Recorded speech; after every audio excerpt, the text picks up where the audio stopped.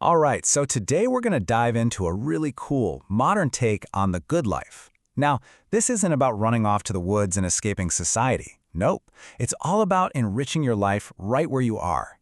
We're going to be looking at the work of Dick and James Strawbridge to unpack a super practical and actually joyful approach to self-sufficiency for our times. So when I say the words self-sufficient, what's the first image that pops into your head? Is it, a remote cabin, totally off the grid, a life of just backbreaking labor? That's a pretty common picture, and let's be honest, it's kind of intimidating for most of us. But what if we just threw out that old picture and replaced it with this one? This is the modern view. It's not about being isolated, it's about being more connected to where our food and our energy come from. And the best part? It's totally scalable and adaptable, whether you're in a house in the suburbs or an apartment in the city. So, what does this good life actually look like in the 21st century? Well, the goal is pretty simple and just deeply human, really.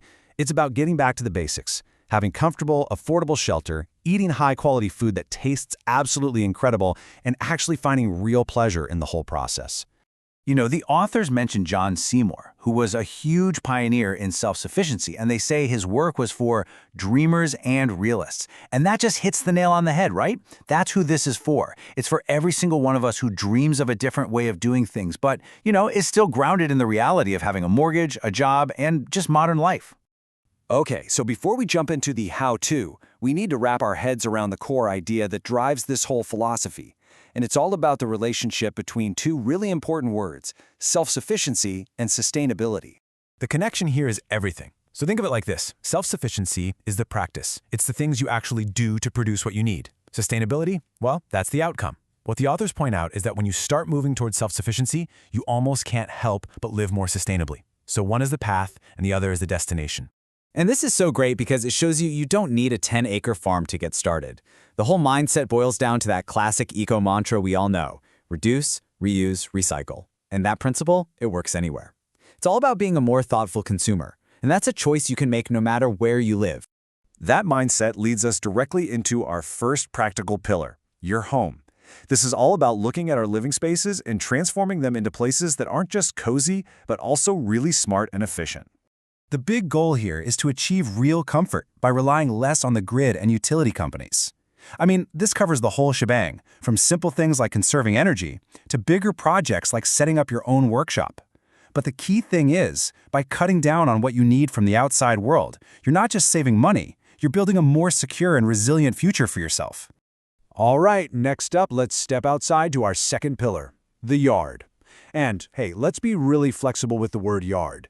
This could be a backyard, sure, but it could also be a balcony, a patio, or even just a sunny windowsill. Any little patch of space can become a source of amazing stuff. And it all begins with something so simple, just one little plant.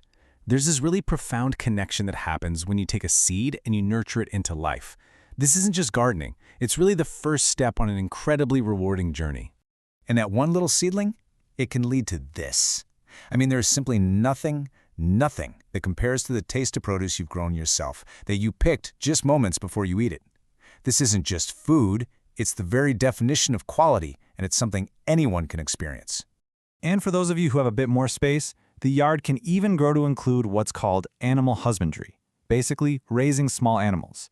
Keeping a few chickens for fresh eggs is a super popular and really rewarding next step. It's just another amazing way to close that loop and get closer to where your food comes from. And that brings us perfectly to our third and final pillar, your kitchen.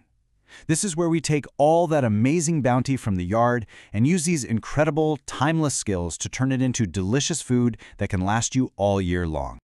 Preserving the harvest is an absolute cornerstone of self-sufficiency. It's all about capturing the flavor of a season when it's at its absolute peak. It's about rediscovering these incredible skills. So whether you're canning tomatoes, drying herbs, or making jam, these techniques really connect us to our heritage and make sure nothing goes to waste. So, we've covered the philosophy. We've covered the three pillars: home, yard, and kitchen. But what about the single most important part? Getting started. The biggest takeaway from the authors is that there is absolutely no reason not to start today. Your first step doesn't have to be some giant, overwhelming project. Seriously. You could grow a couple of tomato plants on a windowsill. You could start a compost bin. You could learn to bake your own bread or join a community garden. The barrier to entry here is so low. The hardest part is just picking one thing and doing it. And as you get going, you have to remember this one essential piece of advice. This is not supposed to be a chore. It is a path to a more enjoyable, more fulfilling, and way tastier life. The process itself is meant to bring you joy. So as they say, if you're not smiling, you're doing it wrong. So I'll leave you with this question. Just looking at everything we've talked about, from a simple pot of herbs to a fresh loaf of bread, what is one small thing, just one, that you could do this week to start your own journey?